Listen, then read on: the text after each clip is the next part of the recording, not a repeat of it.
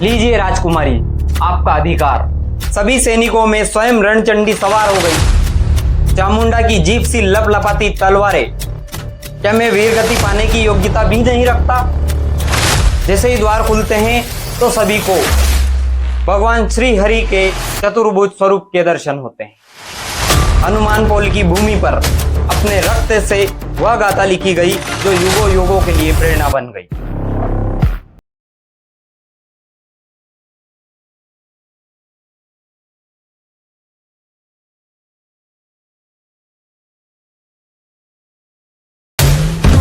सभी को सादर जय श्री राम। धर्म अध्ययन चैनल में आप सभी का बहुत बहुत स्वागत है। चित्तौड़गढ़ में जो कल्लाजी राठौड़ थे, उनके मित्र कुंदन कल्लाजी को वचन देते हैं कि आपके द्वारा दिए गए वचन की हम लाज रखेंगे। और इधर शिवगढ़ में जो राजकुमारी कृष्णा थी, वे प्रतिदिन मंदिर जाती थी और महादेव जी के मंदिर में उस मंदिर के मुख्य पुजारी जो थे, वे उनके कुल पुरोहित भी थे। वे उनके कुल पुरोहित के पास पहुंचती है और उनसे कहती है कि मुझे एक अनुष्ठान बताइए। तो उनके कुल पुरोहित कहते हैं, क्योंकि कुल पुरोहित भी उनकी विवाह न होने की स्थिति को जानते थे, तो वे समझ गए थे और वे कहते हैं अपने पति की लंबी उम्र के लिए अनुष्ठान करना चाहती हो। तब जो कृष्णा कहती है उसको सुनकर हर कोई आश्चर्यचकित रह जाता है। कृष्णा कहती है कि इस समय मेरे पति जिस अवस्था में है मैं अच्छे से जानती हूं। कुछ हजारों की संख्या में चित्तौड़गढ़ के सैनिक हैं और सामने शत्रु की लाखों की सेना है। और जब हमारी मातृभूमि के लिए, हमारे स्वाभिमान के लिए और हमारी सभ्यता के लिए सभी को रक्त देना होगा, तो फिर उन्हें भी देना होगा। तो फिर मैं उनके लिए लंबी उम्र क्यों मांगू? कृष्णा कहती है कि जो ये हमारे अस्तित्व की लड़ाई चल रही है, इसमें मैं मेरे पति के लिए लंबी उम्र नहीं मांगना चाहती हूं, क्योंकि ये केवल उनकी प्रतिष्ठा नहीं, मेवाड़ की प्रतिष्ठा है।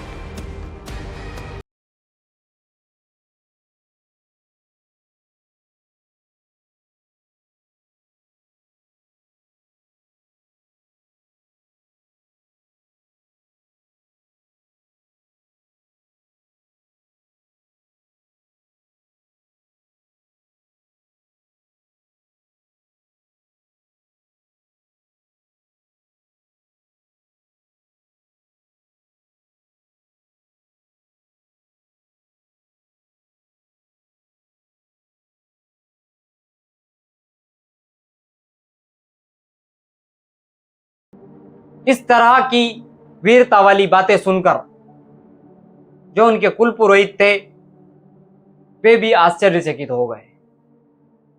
उसके बाद वे अपनी झोली से पुस्तकें निकालते हैं, उनमें से एक अनुष्ठान देखते हैं और कृष्णा को अनुष्ठान करने के लिए बताते हैं।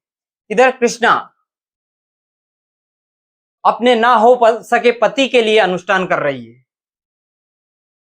वे यह जान चुकी है कि मेरे जो ना हो सके पति है, वो कभी भी या आगे चलकर भी मेरे पास नहीं आने वाले हैं। वे युद्ध भूमि में अपना पराक्रम दिखाएंगे।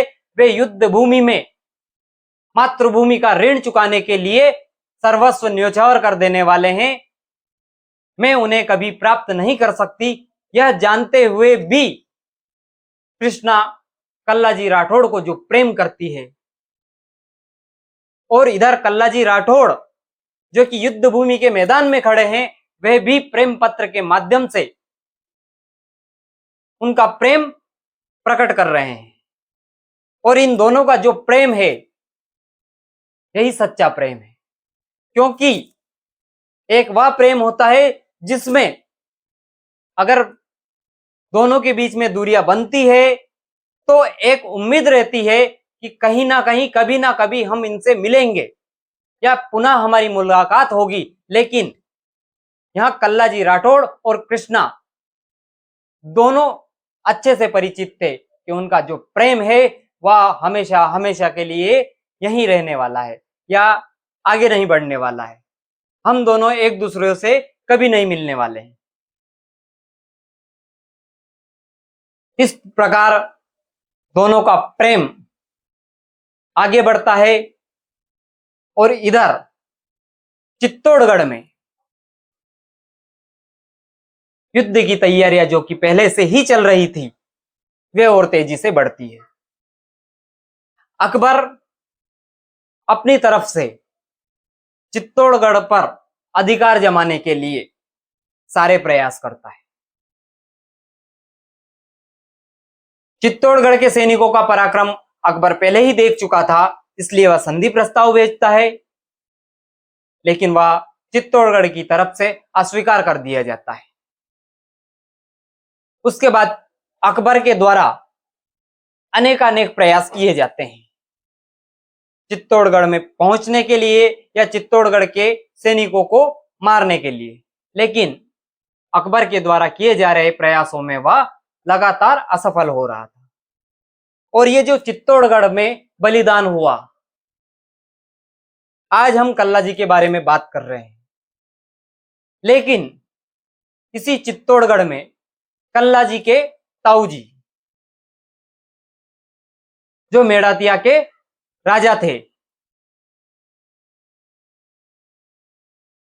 वे भी किले में अपना मोर्चा संभाले थे। जयमल जी, उनके अतिरिक्त ईश्वरदास, दुर्गादास, फतेह सिंह और बलवीर सिंह जैसे कई अनेक योद्धाएं अपना अपना मोर्चा संभाले खड़े थे। और इसी चित्तौड़गढ़ के बलिदान की कथा को आगे बढ़ाते हुए हम हर एक योद्धा के लिए अलग अलग वीडियो बनाने वाले हैं। तो इसमें हम संक्षिप्त रूप से आपको युद्ध का बताया है। अगले वीडियो जब आप देखेंगे तो उसमें हर एक योद्धा के बारे में अलग अलग जब वीडियो बनेंगे तो आप उसमें विस्तार से जान सकेंगे। इधर चित्तौड़गढ़ में सभी अपना अपना मोर्चा संभाले खड़े थे, कल्ला जी भी अपना मोर्चा संभाले खड़े थे। और जब अकबर चित्तौड़गढ़ में पहुंचने के लिए तोपों से दीवार गिराता है, उन दीवालों को पुनः जयमल जी रातों रात बना लेते हैं। यह देखकर अकबर जयमल जी को देखता है और उन पर रात्रि में गोली चलाता है, जिससे जयमल जी के पैर में गोली लग जाती है और जयमल जी का जो पैर था उसका उपचार किया जाता है, रक्त बहना बंद होता है, लेकिन जयमल जी की पीड़ा अभी समाप्त नहीं हुई थी। और फिर इसके बाद चित्तौड़गढ़ में जो सभी वीर योद्धा थे वे युद्ध करने की योजना बनाते हैं। अनेक माताएं अपना जोहर करती है और फिर चित्तौड़गढ़ के द्वार खोले जाते हैं युद्ध करने के लिए। जब एक के बाद एक अनेक वीर योद्धा बाहर निकलते हैं, अपना पराक्रम दिखाते हैं, वहीं जयमल जी भी तोप चलवाते हैं, अकबर को उकसाते हैं अंदर बुलाने के लिए। लेकिन जयमल जी जहां पर थे वहां अकबर के लिए पहुंचना असंभव था। लेकिन किले के बाहर से अकबर की सेना और किले के अंदर से चित्तौड़गढ़ की सेना आमना सामना कर रही थी। तभी जो जयमल जी अकबर को उकसा रहे थे उनके पैर से पुनः खून बहने लगता है और वे फिर गिर जाते हैं। वैद्य को बुलाया जाता है, उनके घाव पर पट्टी बांधी जाती है, उपचार किया जाता है, रक्त बहना पुनः बंद होता है और 1 घंटे पड़े रहने के बाद जब जयमल जी पुनः जागृत अवस्था में आते हैं तो वे 2 सैनिकों को बुलाकर कहते हैं, कल्ला जी कहां पर है? तब वह सैनिक बताते हैं कि अकबर की सेना पश्चिम से किले में प्रवेश कर रही है, 2 द्वार को वह पार कर चुकी है और वर्तमान में हनुमान पोल के समीप पहुंच चुकी है और वहीं कल्ला जी राठौड़ अपना मोर्चा संभाले हुए खड़े हैं। तब जयमल जी उन 2 सैनिकों को आज्ञा देते हैं कि मुझे इसी अवस्था में कल्ला जी के पास लेकर चलो। वे सैनिक जयमल जी की अवस्था को देखकर जानते थे कि युद्ध भूमि में ले जाना इनको सही नहीं रहेगा, लेकिन उनकी पूछने की हिम्मत नहीं हुई और वे दो सैनिक जयमल जी को उठाकर हनुमान पोल पर, जहां कल्ला जी अपना मोर्चा संभाले खड़े थे, वहां पर ले जाते हैं। कल्ला जी जयमल जी को देखते हैं और देखकर कहते हैं, काको साहब आप यहां क्या कर रहे हैं? आपको घाव लगा है, आपको पीड़ा हो रही है, युद्ध भूमि में आपका होना सही नहीं है। तब जयमल जी कहते हैं, तो तुम क्या चाहते हो कल्ला जी? मैं पलंग पर पड़े पड़े ही मर जाऊं? क्या मुझे वीर गति पाने का भी अधिकार नहीं है? मैं चाहता हूं कि मैं राजपूत की तरह ही युद्ध लड़ूं और राजपूत की तरह ही युद्ध में वीर गति प्राप्त करूं। यह बात सुनकर कल्ला जी आश्चर्यचकित रह गए, पर फिर उन्होंने पूछा कि आप फिर भी युद्ध कैसे लड़ेंगे, क्योंकि आप अपने पैर पर खड़े हो ही नहीं सकते। तब जयमल जी कहते हैं कि तुम मेरे इस पैर में एक लकड़ी का डंडा बांध दो।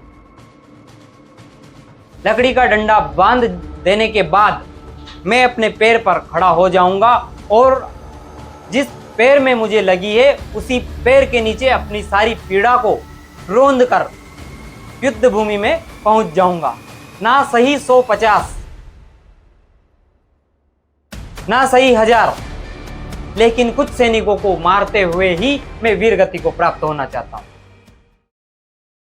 यह सुनकर कल्ला जी के चेहरे पर मुस्कान आ गई, क्योंकि उन्हें कल्ला जी ने जो मन ही मन में कुछ सोचा था वह अद्भुत था।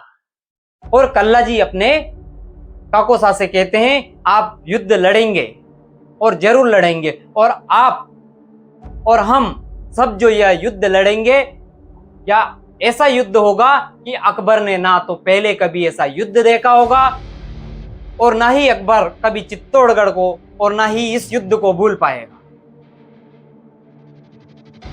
इधर अकबर की सेना जो हनुमान पोल के अंदर आने का प्रयास कर रही थी वह सफल हो रही थी, लेकिन तभी चित्तौड़गढ़ की तरफ से हनुमान पोल के दरवाजे खोल दिए जाते हैं। जैसे ही हनुमान पोल का दरवाजा खोला जाता है तो सामने से देखने वाले देखते हैं कि उस द्वार में बीच में भगवान श्री हरि का साक्षात चतुर्भुज स्वरूप प्रकट हो चुका था। सभी देखते हैं 2 शीश 4 भुजाएं।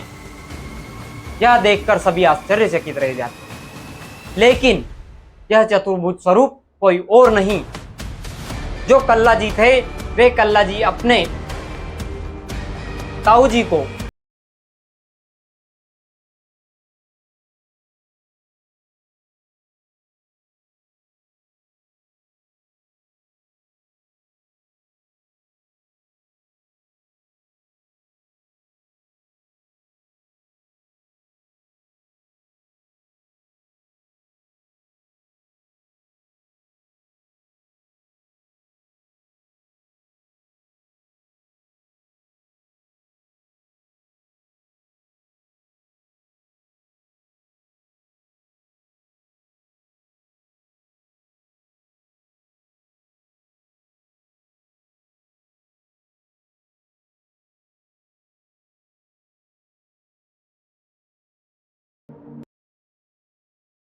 जब कल्ला जी युद्ध भूमि की ओर बढ़ते हैं तो देखते हैं कि रणचंडी स्वयं नरमुंडों के शीश को काट रही हो।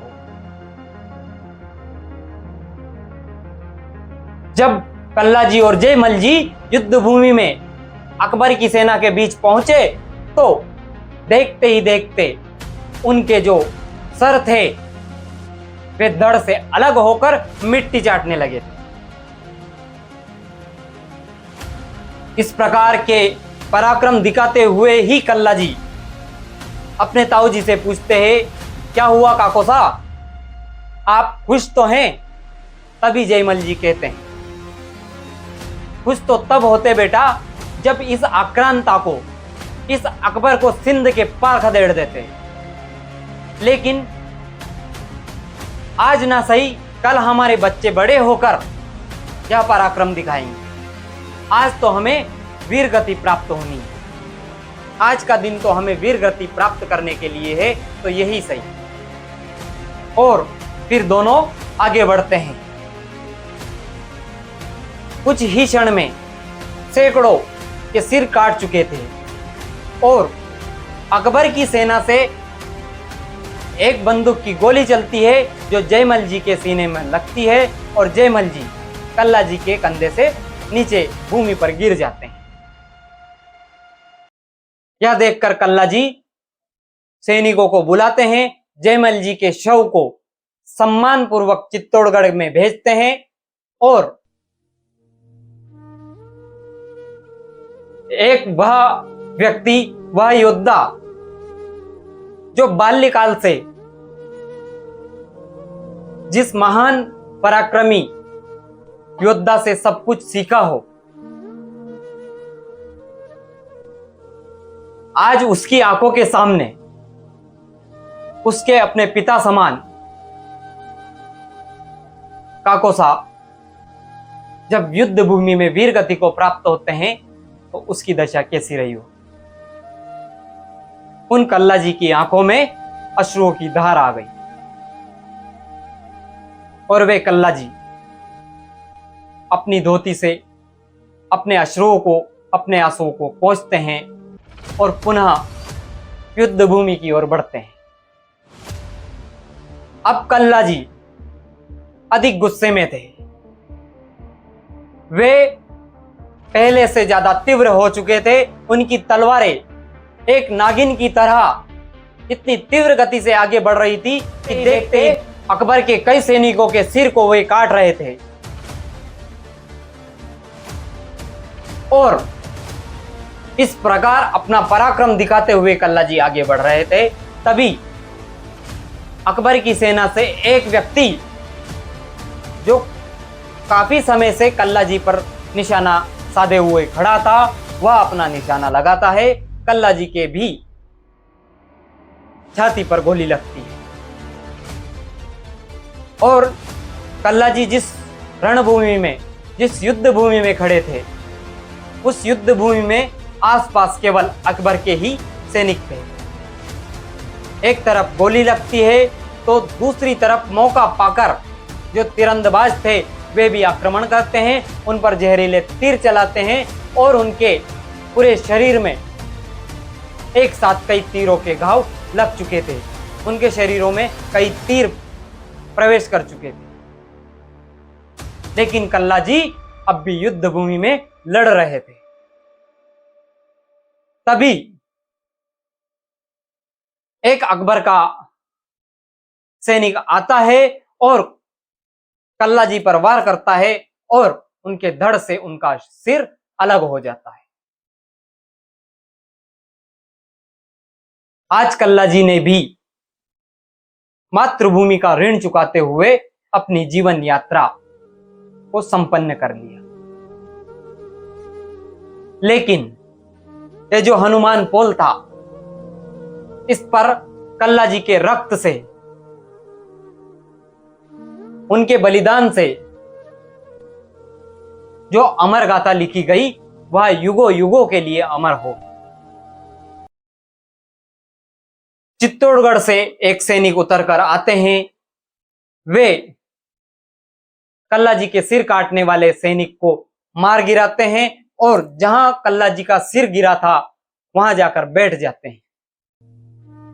अपने मस्तक से अपना साफा उतारते हैं और कल्ला जी के सिर को अपने साफे में बांध लेते हैं और अपने कंधे पर टांग लेते हैं।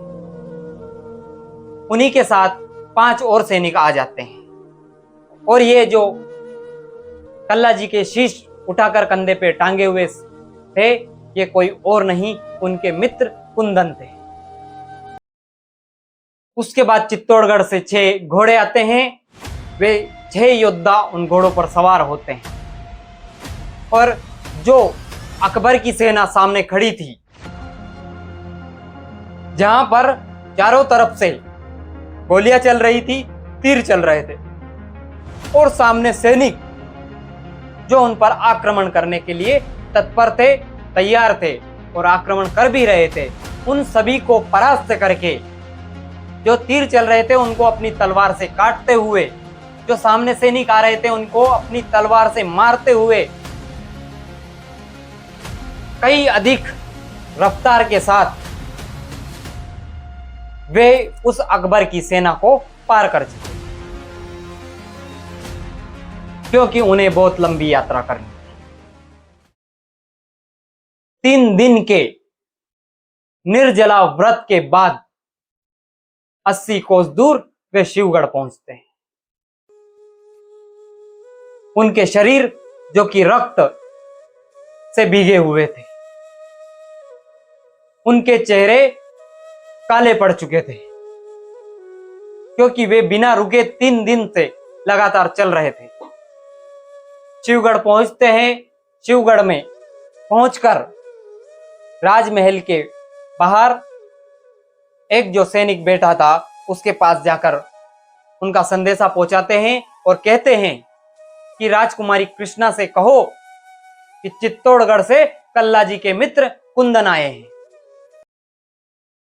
राजकुमारी का इस तरह नाम सुनकर शिवगढ़ का सैनिक गुस्सा तो हुआ, लेकिन उन सैनिकों की अवस्था को देखकर कुछ बोल ना सका और वह तुरंत वहां से निकलकर राजकुमारी के पास पहुंचते हैं और राजकुमारी को अपना संदेशा सुनाते हैं और राजकुमारी उसी क्षण अपने महल से बाहर आ जाती है। राजकुमारी के साथ ही उनके माता पिता, सखिया और बहुत से लोग द्वार पर पहुंच चुके थे। तभी वे 6 वीर योद्धा जो घोड़ों पर बैठे थे वे नीचे उतर जाते हैं और उनमें से जो कुंदन थे वे कुंदन आगे बढ़ते हैं, अपने घुटनों के बल पर बैठ जाते हैं और अपने दोनों हाथ ऊपर उठाकर राजकुमारी से कहते हैं, लो राजकुमारी, आपका अधिकार। यह सुनकर राजकुमारी स्तंभित रह गई और कुछ क्षण के बाद वह राजकुमारी कहती है कि इन्होंने युद्ध में अपना पराक्रम कैसे दिखाया। तब वह कुंदन जो भावुक थे वे खड़े हो जाते हैं और कहने लगते हैं कि कल्ला जी ने जो युद्ध में पराक्रम दिखाया है वह आज तक कोई ना दिखा सका। जब हनुमान पोल के द्वार खोले गए तो सभी को चतुर्भुज रूप में भगवान श्री हरि के दर्शन हुए, क्योंकि कल्ला जी ने जयमल जी को अपने कंधों पर बिठाकर जो युद्ध लड़ा, जिस तरह उन दोनों ने मिलकर हजारों सैनिकों को मार गिराया, यह पराक्रम अद्वितीय था। कल्ला जी के द्वारा युद्ध भूमि में दिखाए गए पराक्रम, वीरता, शौर्यता से वे देवता के समान हो गए। आने वाली पीढ़ियां उन्हें लोक देवता मानकर उनकी पूजा करेगी। और कुंदन कहते हैं कि आप राजकुमारी, आप भी गर्व कर सकती है कि आपने इस युग के सर्वश्रेष्ठ योद्धा से प्रेम किया है।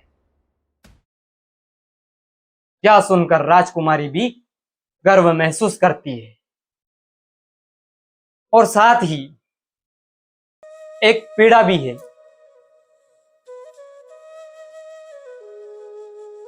पीड़ा है अपने जो होने वाले पति थे, वे विवाह तो ना कर सकी, लेकिन इसके साथ ही उन्हें एक और कष्ट झेलना पड़ा। वह था उनके होने वाले पति का युद्ध भूमि में वीरगति को प्राप्त होना। लेकिन वे छत्राणी थी, वे एक हिंदू बालिका थी और जिस देश में किसी का बलिदान